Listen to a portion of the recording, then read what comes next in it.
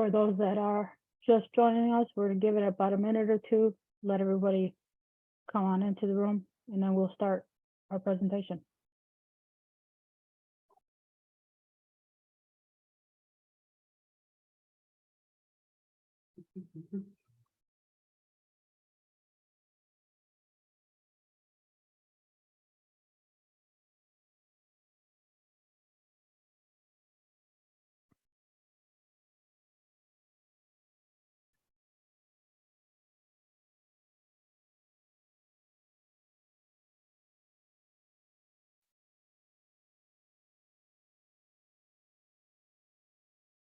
All right, we'll get it going here.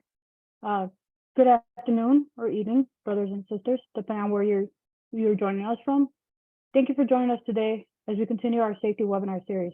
Today on the call, we have myself, Liliana Calderon, the IU Director of Health and Safety Programs, Dave Wysocki, M.U.L.E National Safety Director, Dave Donkin, M.U.L.E South Regional Training and Safety Director, and Dan Flores, M.U.L.E North Central Regional Safety and Training Director.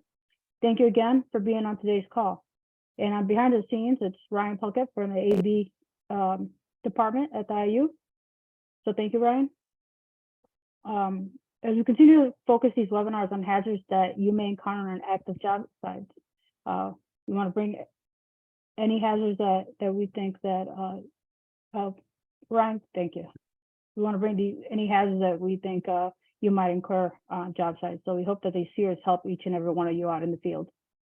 Today, we will focus on mast climber safety. Some of you may be very familiar to working on mast climbers, and some of you might not be, which is okay. Because today we will go over the standards and how to keep safe while working on this type of equipment.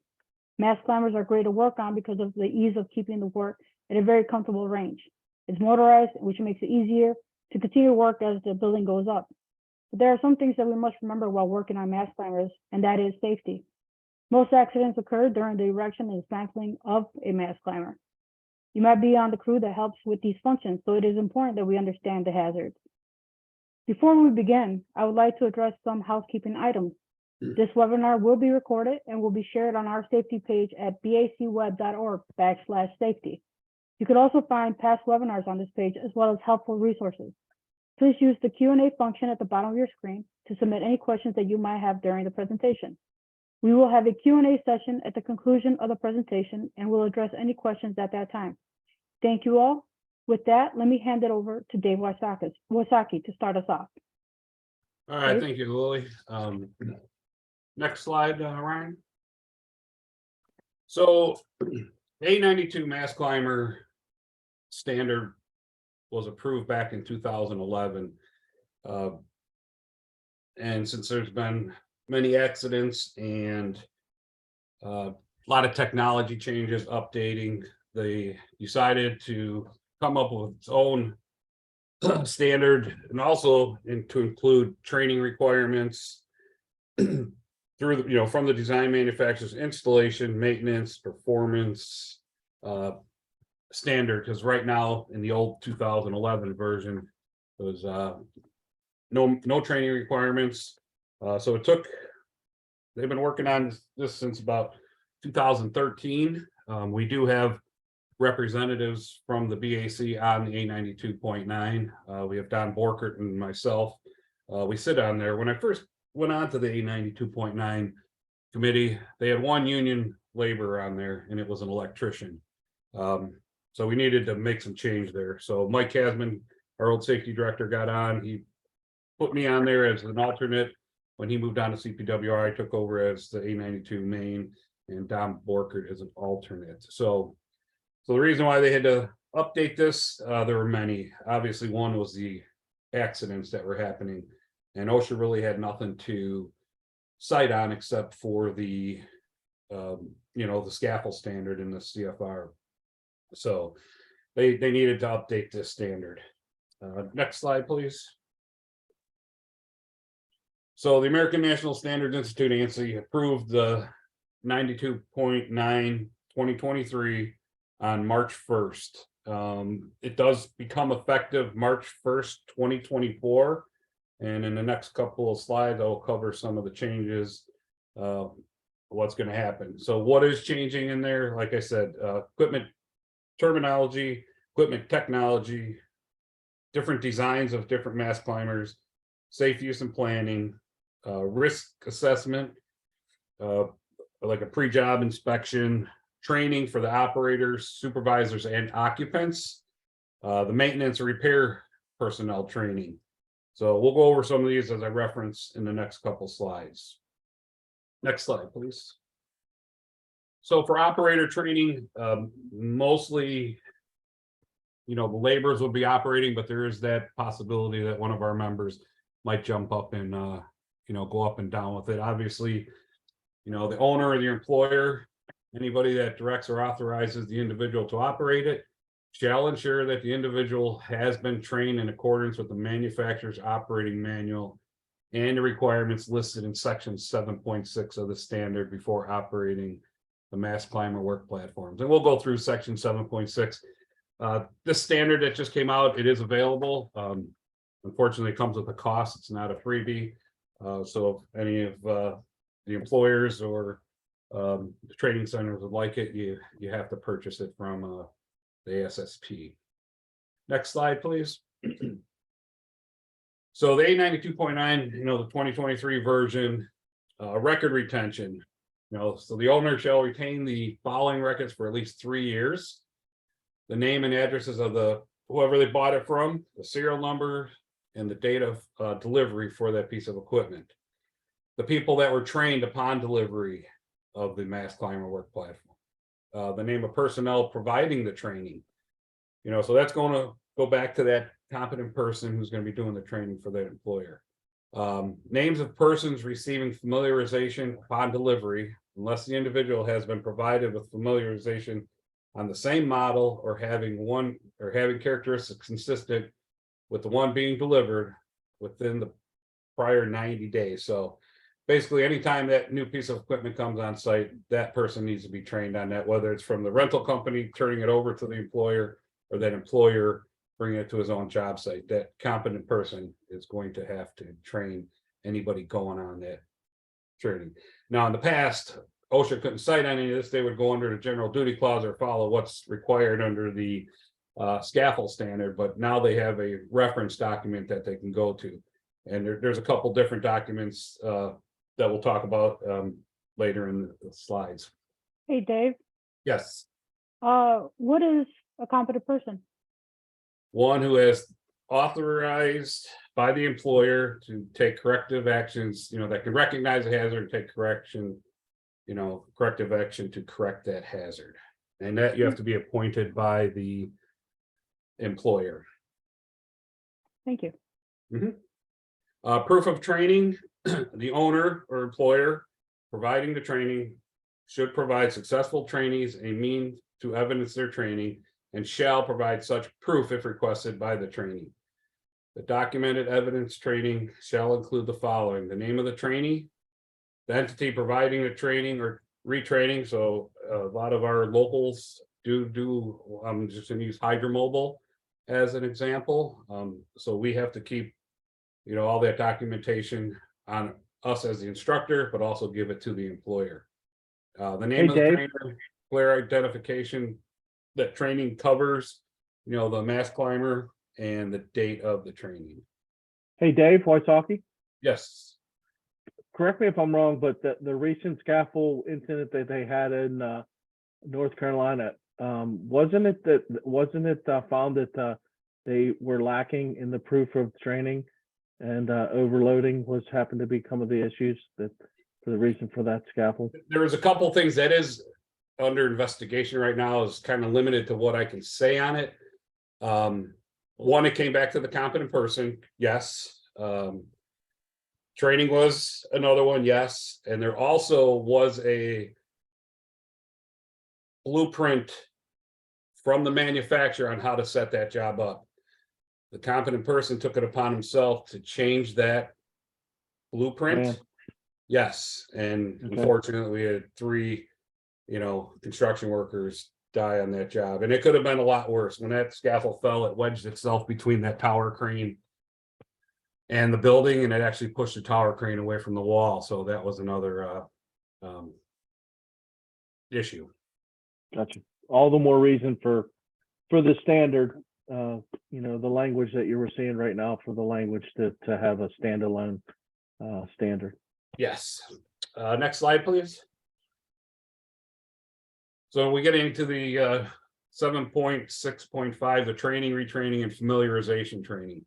So general training, so only personnel who have received general instruction regarding inspection, application, and operations of the Mast Climber work platform, including recognition and avoidance of hazards associated with their operation, shall operate the Mast Climber work platform. Such items shall include, but not necessarily be limited to, the following issues and requirements: the purpose and use of the manual. So that's a big one. Anybody that steps foot on that, whether you're an occupant, a user, a director, dismantler, is required to read the owner's manual for that piece of equipment. And it should be on that piece of equipment. Next slide, please. And here it is with the operating manuals are an integral part of the MCWP and must be stored properly in the weather-resistant compartment when not in use. They must do a pre-start inspection, and I'm just going to speak on Hydromobile's half. They do have a pre-start inspection and a pre-job turnover inspection. So when it goes from that maintenance shop out to the job site, everything's checked on there, and when that competent person gets it on site, he's supposed to review that and go through their checklist. Responsibilities associated with problems or malfunctions affecting the operation of the Mast Climber work platform. Factors affecting the stability, you know, obviously, so that's going to go down to the ground. Is it on a, you know, suffice ground? Was it dug up? Was there excavation? You know, got to make sure that you're putting the mud sills under there. Placards and decals, you know, obviously those have to be, you got to be able to read those. So, you know, your weight limits, your capacities, some of the rules on there. Do a workplace inspection, you know, that goes down to the, you know, pre-task planning or the JSA or the JHA. You have to have, you know, the safety rules and regulations of that piece of equipment, authorization to operate, the warnings and instructions, excuse me, and responsibility of the owners and users and operators are set forth in the rest of the standard. These are only part of it. The standard is about 93 pages, so I kind of just took some clips of stuff that, you know, I wanted just to get out there. And if you have any questions on any of this, you know, feel free to reach out to us. Actual operation of the MCWP under the direction of a qualified person. The trainee shall operate the MCWP for a sufficient period of time to demonstrate proficiency in the actual operation of the Mast Climber work platform. Next slide, please.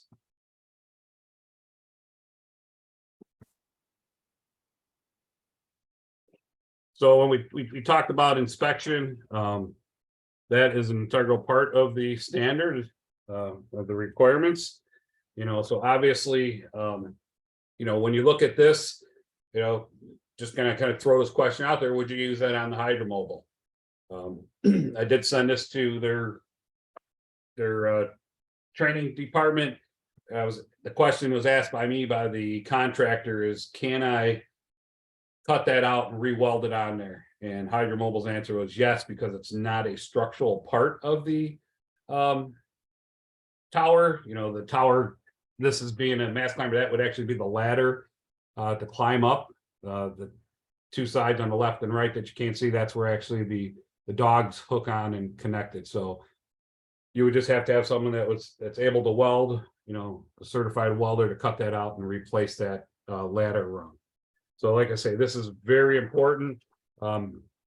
With most Mast Climbers, they do have inspections, whether it's the daily inspection first thing in the morning, or it's the weekly inspection, 6-month inspection, and I know Hydromobile has an actual annual inspection. Some say frequent, you know, so your definition of frequent might be different than other people's. So it's very important to make sure that, you know, when they're getting on the scaffold, any of, whether you're the operator, the bricklayer, the laborer, you know, do that pre-check. Take a look before you step on it, because, you know, your life is depending on that scaffold. So with that, I'm going to turn it over to Dan Flores. Next slide. Thanks, Dave. The next few slides, we will discuss some of the common hazards with Mast Climbers. You may have noticed that falls are always forefront in safety discussions and should also not be taken lightly when discussing mast climbers and also the heights at which they work at. Next slide. With falls continuing to lead each year as the highest fatalities in construction, it makes sense that we start a discussion with fall protection items. In this picture, the bottom left arrow is pointing to a potential fall hazard. The front edge of the scaffold platform can't be more than 14 inches from the face of a surface unless guardrails or personal fall arrest systems are used to keep workers from falling between the structure and the platform. This would, of course, have an exception to 18 inches for plastering and stucco work. The arrow on the right is a mirror image of what you see on the left side. There is no guardrails on the planked working platform. We see the guardrails in the back, but nothing on the working side where the walk plank are established. This is another extremely dangerous situation for the workers involved on the scaffold. Next slide. Take a look at this base. Is the weight of this mast climber bearing on a stable object? No. Unstable objects, such as loose brick, cannot be used as a base. This brings up the question of if a competent person on the job site was actually qualified to have this title of competent person. A competent person is responsible for inspecting the scaffold before each work shift. This example begs another question. What about the workers who worked on the scaffold? Did the employer train these workers in hazard awareness by a competent person? In this example, the employer should retrain employees so that the required proficiency in its usage is regained. Next slide. Another common hazard is overloading. It is very easy to see this great tool that is a mast climber and think we can fill every space available with material. I'll never forget the first time mast climbers were purchased and how the foreman proceeded to load 2 truckloads of block on the scaffold and wondered why it wouldn't climb. This particular slide shows a mast climber collapse where 3 workers were injured due to overloading. How can we prevent this? A load chart to indicate safe loads to be placed on the main platforms and extensions. For workers to understand these load charts, a competent person should review these in the training set forth by the employer. Scaffolds should be able to withstand a safety factor of 4 times the intended load. Next slide. Dismantling can cause accidents and even fatalities if done improperly. Mast climbers can potentially have a lot of pressure on tie-in locations, and if the energy is released without first checking for the source of the tension, it can lead to an imbalance and a potential catastrophic failure to the system in place. In this picture, the second tie was removed and the imbalanced tower pivoted on the remaining tie, causing the bottom to kick out. Care should be taken during dismantling at each tie-in location and evaluated if there's tension on the tie-ins before removing them. Next slide. Another hazard during construction or during dismantling is the tie-in locations. As the mast climber proceeds up during construction, the walk plank will have to be moved to pass by these. This has been the cause of a fatality where a worker fell during this procedure. Best practices would include training for this type of work, and fall protection measures should be implemented by the competent person during this task. Next slide.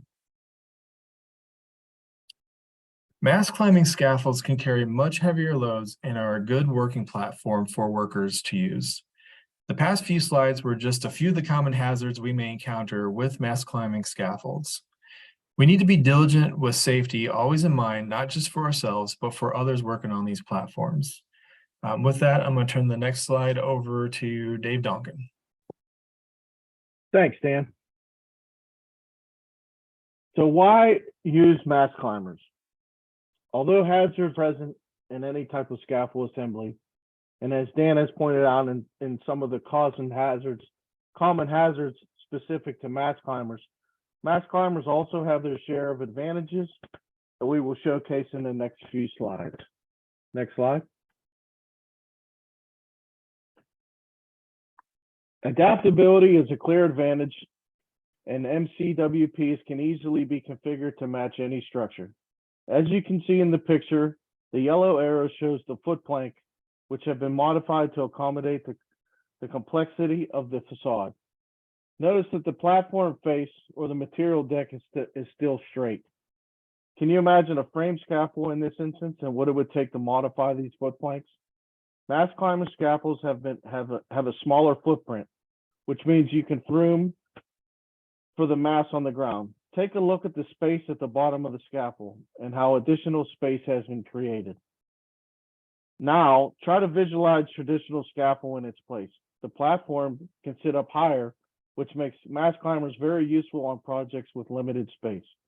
Mast climbers use bridges that connect to the main climbing unit, which gives you the ability to fit mast climber into an area as small as 5 feet or as wide as up to 144 feet. The working platforms vary in size from 42 inches to 7 feet wide, allowing laborers to have more room to stock material and assist the mason. The openness of the platform allows for no overhead obstructions that are created by frame scaffolds with plank decks. Regarding planking and saving space, mast climbers reduce the amount of planks by 2/3, since you only need the planks for the outriggers. Think about the current job sites that you work on.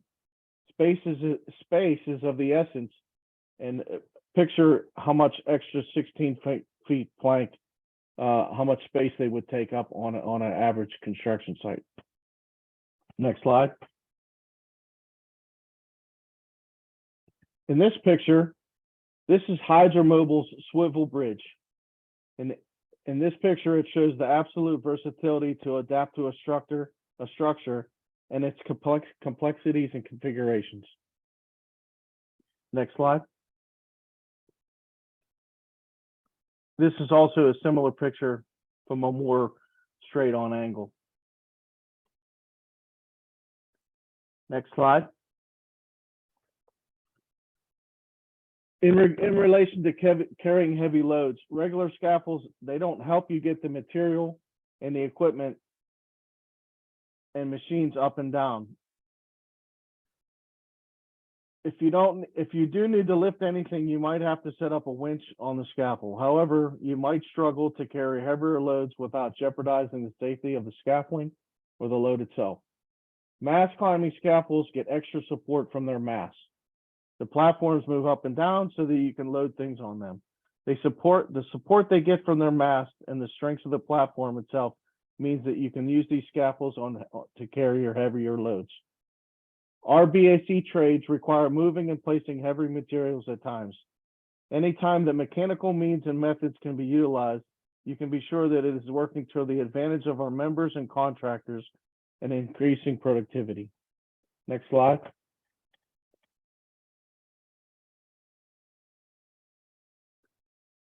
Safety built in. As you can see in this slide, and with all mast climbers, since the guardrails are built in, fall protection travels with the platform and meets all requirements that are set forth in Subpart L, 1926-451 for scaffolding. Having these rails in place significantly reduces the ability and the number of falls. In a 2011 survey, over 50% of contractors polled regarding mast climbing work platforms, they viewed mast climbers as safer than other types of scaffolding.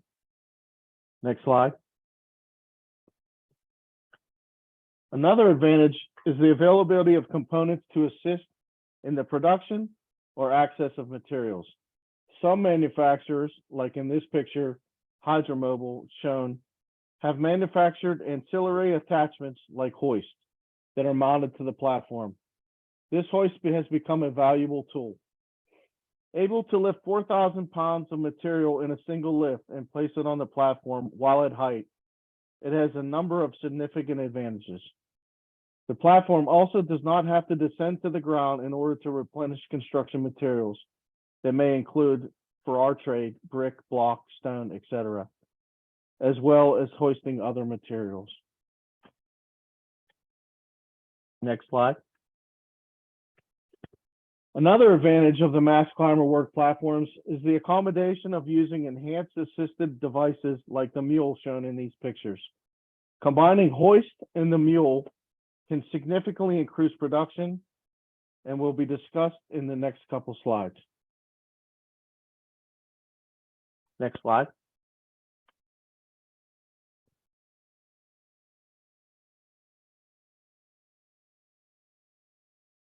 Productivity and labor costs. We all know that labor costs play a significant role when it comes to job, profit, or loss. One of the most significant advantages of mast climbing work platforms over traditional scaffolding is their ability to increase productivity on construction sites. Work productivity can be easily improved by a third with a mast climbing work platform, and 2 people working on the platform can achieve similar results as 4 workers working on traditional scaffolding. According to a survey conducted with 42 contractors who use mast climbers, roughly 70% cited increased productivity as the greatest advantage of this equipment. And over 60% said that mast climbing work platforms save time compared to traditional scaffolding. A typical mast climber has fewer pieces and parts than traditional scaffolding, making setup and installation easier and less time consuming. Mast climbing work platforms are quicker to erect and dismantle than traditional scaffolding, which also saves significant project time. Next slide.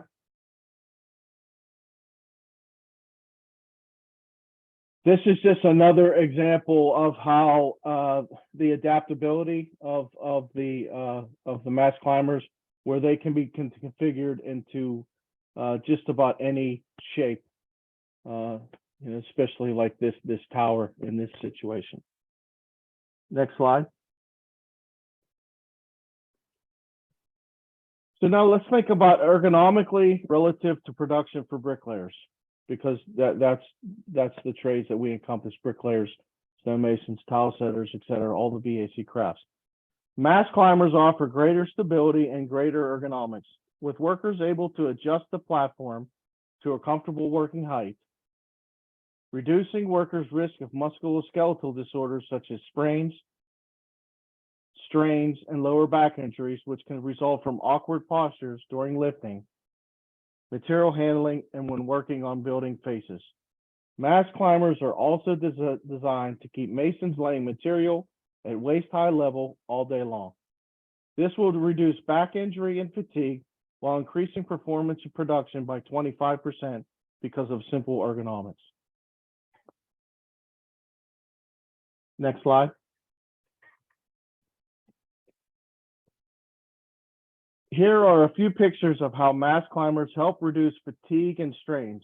By having the platform at a working level, there's less overreaching, which leads to less strain on the muscles and less fatigue. Next slide. And I'll turn it over to Lily to cover access. Thanks, Dave. So access, how do we get on? How do we get off? In some cases, additional scaffolding or stair towers can be used to access mast climbers. You can see there over to the right, you can see the stair tower. These are the cases where accessing the mast climbers through the building is not feasible. I've used this before. It's easier, but you still have to climb and get the mast climber at the level where you can come off any one of those sections. Next slide, please. And sometimes as a platform comes up, we can use openings in the structure to gain access. In this case, where it is feasible to gain access through the structure, if we do this, if we use this mean to access our working platform, we have to be cautious. As soon as our platform passes that opening, we need to make sure we protect it from other trades. As you can see here on the left on that screen, that opening was left, that opening wasn't secured. So therefore, a potential trade, another trade could walk over and lean out and fall out, right? So you were creating a hazard by not coming back and making sure that that is properly secured. You want to do that when you pass this. When the mast climber passes it, you want to do that, have a laborer or someone come over and do that. Also, at the end of the day, when you're coming out of it, you want to make sure you put it back up. By not protecting it, like I said, we are creating a fall hazard. But over to the right, next, over to the right, here's an example of how to do that properly. We also would want to put a control access zone for only our trade to be able to access the mast climber, and proper signage to do so. Once we pass the opening, we should block it off, like I said, and proper signage is a must. Only our personnel should be able to climb into our mast climber. Next slide, please. We can also use the tower itself to climb onto the mast climber. You can see in this picture the platform directly under the climber. Under the climber where the worker can, there's a resting spot where the worker comes up and has the ability to take a little bit of a rest before continuing climbing. Once they have gained access through the hatch door, there's a little hatch door up there. It's important to remember to close that hatch door behind you to avoid anyone from walking into it and injuring themselves. Some general contractors might require you to tie off while climbing the tower, and in this case, you can attach a retractable with a tagline long enough to reach the ground so that when one worker is up, the next worker can continue onto the climb. And you have to make sure that your harness fits you correctly so that when you do climb, you're not exposing yourself to a different hazard as you're climbing. Next slide, please. There's also transport platforms. Mast climbers are also manufactured as personnel or material hoists for larger projects. These transport platforms have statistically improved production for all trades, eliminating issues with fatigue from walking stairs and carrying materials. I have to say, I have used this before and it's great. You can fit quite a few people up there. I mean, and they actually come up pretty fast, so it's not like time consuming. It's probably less time consuming than having to climb, 10 flights of stairs. It's also great for getting materials up as well and getting materials down.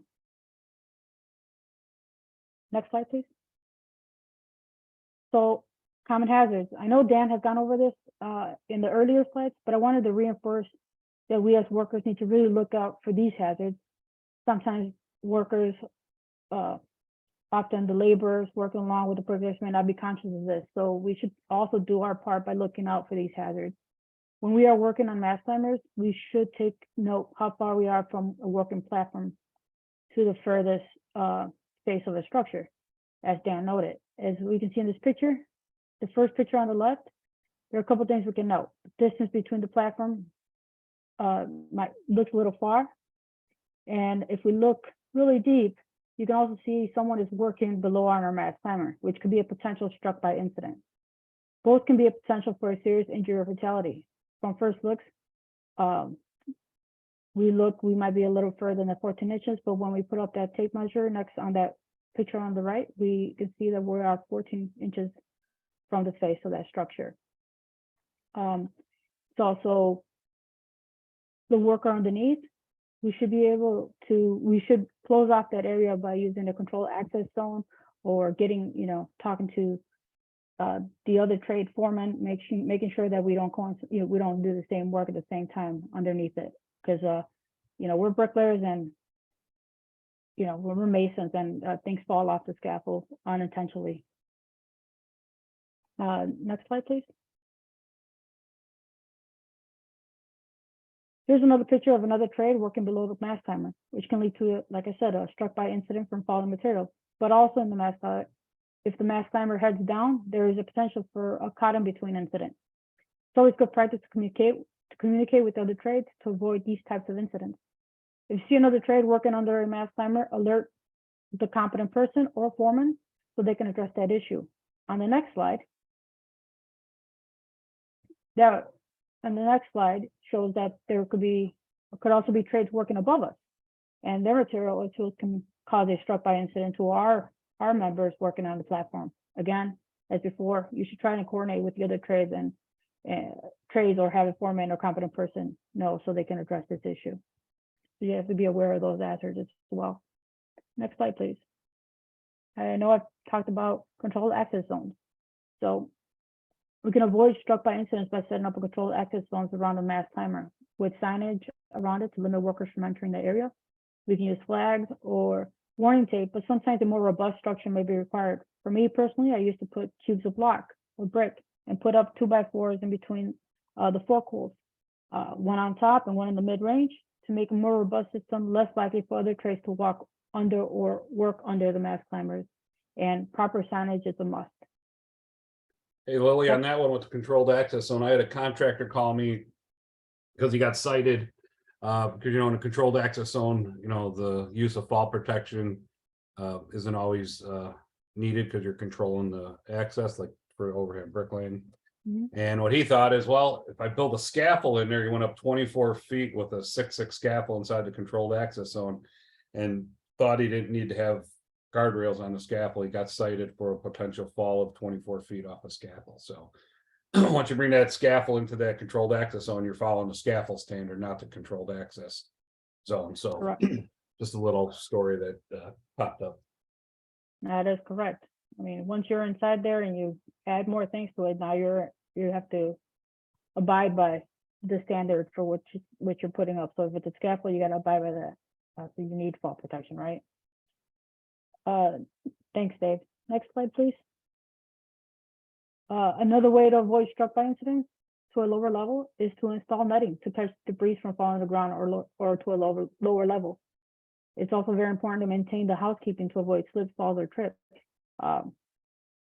Usually, I used to like to clean up my area or have my laborers clean up the area before the end of the day. That way, the next morning, in the morning, no one is tripping or falling on top of debris, chipped brick, mortar, whatever it may be. And the netting is really nice because all that stuff that you don't want to, but sometimes you kick over some debris. It might fall to a lower level, potentially hitting someone or potentially damaging the building.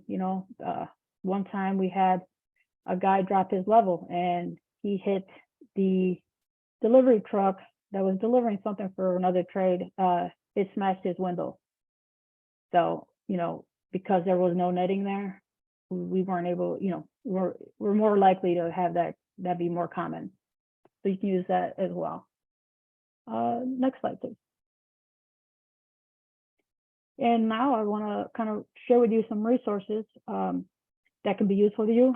The Scaffold and Access Industry Association is a great place to find helpful tips in the use of mast climbers.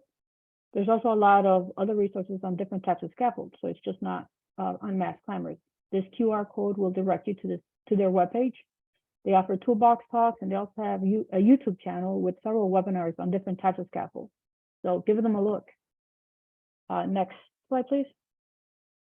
Additionally, CPWR, the Center for Construction and Research and Training, also has a great resource on regulations and requirements for mast climbers.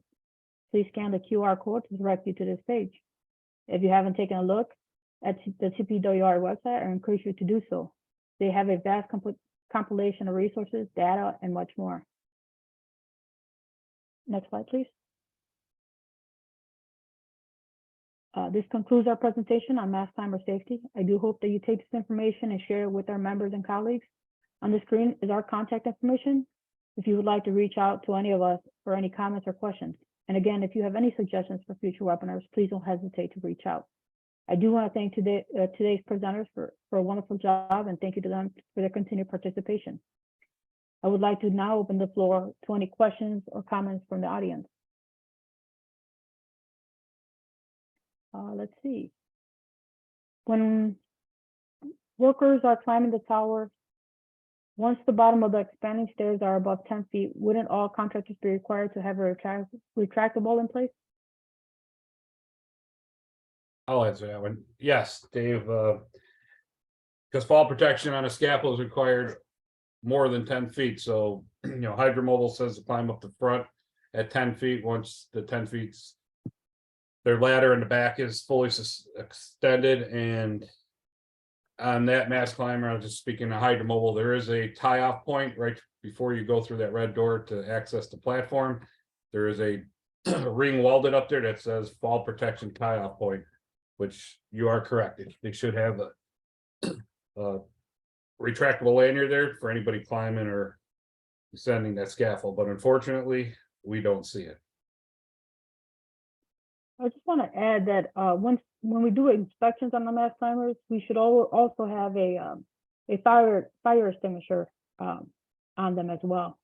Sometimes we're cutting metal or whatever it may be, we can catch fire, and want to make sure that we have fire extinguishers to help with taking out that fire. Make sure that we inspect those fire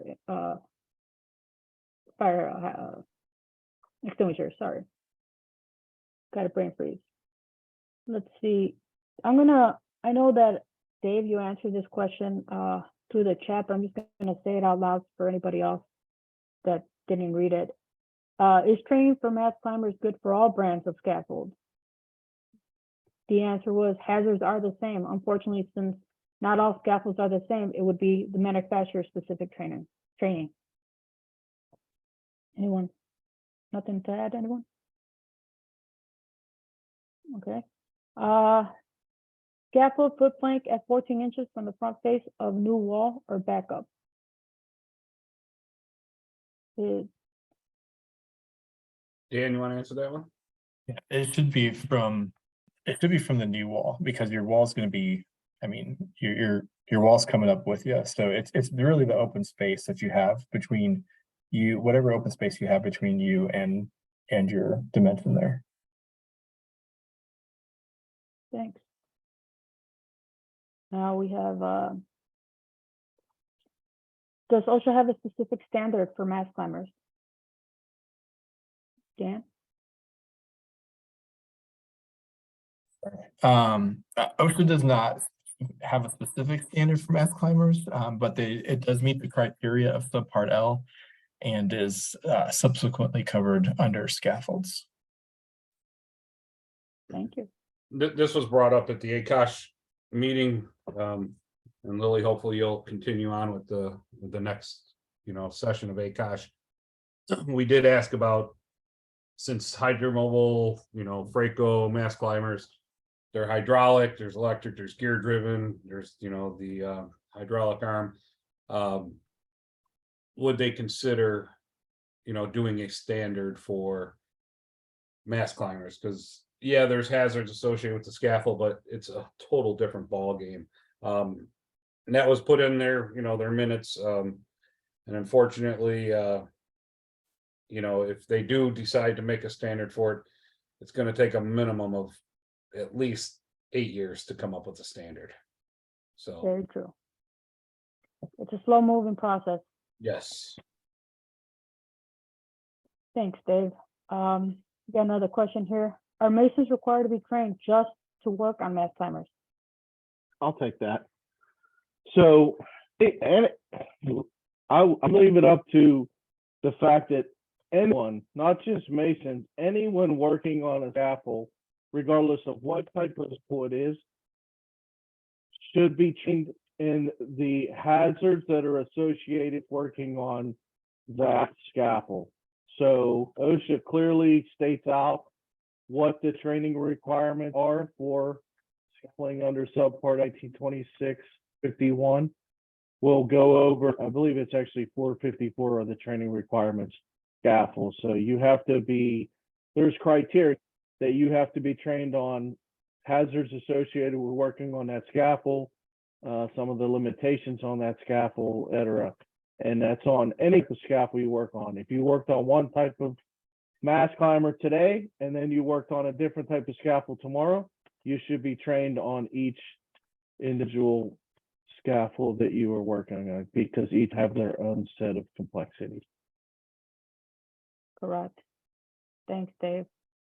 And we have a comment. I think there's more than well, actually, to go back off of you, Dave. There's a question that came in: trained but not necessarily certified, correct? The only certification that you could get would be certification from the contractor or from the manufacturer. Yep. That we don't we have no authority to do any type of certification. There are too many scaffold manufacturers out there to even go down that road of trying to get anyone certified. Furthermore, OSHA does not give us the authority by way of trainers to certify anyone on scaffold. Correct. Nor can we make anyone a competent person with any type of training. That's solely, I mentioned earlier, Lily, that is solely on responsibility of the contractor to deem anyone an ignorant person. And we have a comment here, basically, a full announcement should be made when going up or down to make sure no limbs are caught by a worker not aware of the scaffold moving. Same thing with a lot of masons. They like to hang up their levels on the towers. Believe me, if they're going up, they're gonna get crushed. And you know, $120, $140 a pop. It's not quite right. We just want to be aware of that. I have another question here. I know OSHA has parameters and guidelines for heights in which scaffolds must be tied based off the base. Do MCWPs follow the same criteria, as I know the bases are fairly larger than traditional scaffolding? With Dave or Dave? Yeah, I guess I can take it. I'll be okay to take it. I might refer to Dave Wysocki on this too as well. The tie-in would most likely follow the recommendations of the manufacturer as to the requirements for tying in. Less suggestions and more what the manufacturer what they would like to see, and that's at a minimum. You could always go above and beyond for instances where you have winter protection, etc., things of that nature. Correct. And I believe OSHA it's more of a reference based off of an appendix, I believe, in the scaffold section for height requirements based off of base. And at what point you tie the scaffolds off the height based off of the actual base of the scaffold. So Great, thank you. I don't see any further questions. Seeing no more questions, I'd like to thank everybody for their continued participation in these safety webinars. From the IU and MTEF, we'd like to thank you again. Please follow our videos on our safety webpage. We will be having another webinar in the next month or so, and that information will be sent out to all of you. Again, thank you. Any closing remarks from any of the presenters? No, if they have any questions, like I say, the new ANSI standard, OSHA will start referring to it coming up in March of 2024. So just to throw it out there to everybody, let their contractors know, their competent persons know that they now will have a reference in to go to. And also Lily talked about the transport scaffold. Besides the A92.9, there's also the A92.10, which covers requirements for transport scaffolds. It was released the same time with the 92.9, but they're still they released it and going through it, they're finding some spelling errors and some stuff that is just not supposed to be on there. Just different letters throughout the book that weren't deleted. So I did not get the final draft of that. I mean, I got a final draft, but they were kind of recalled it until they get the new one in publication. But not only the mast climber scaffold, but also transport scaffolds. Thanks. Anyone else? Closing comments? Well, thank you again. Hope to see you on our next webinar. Have a great evening.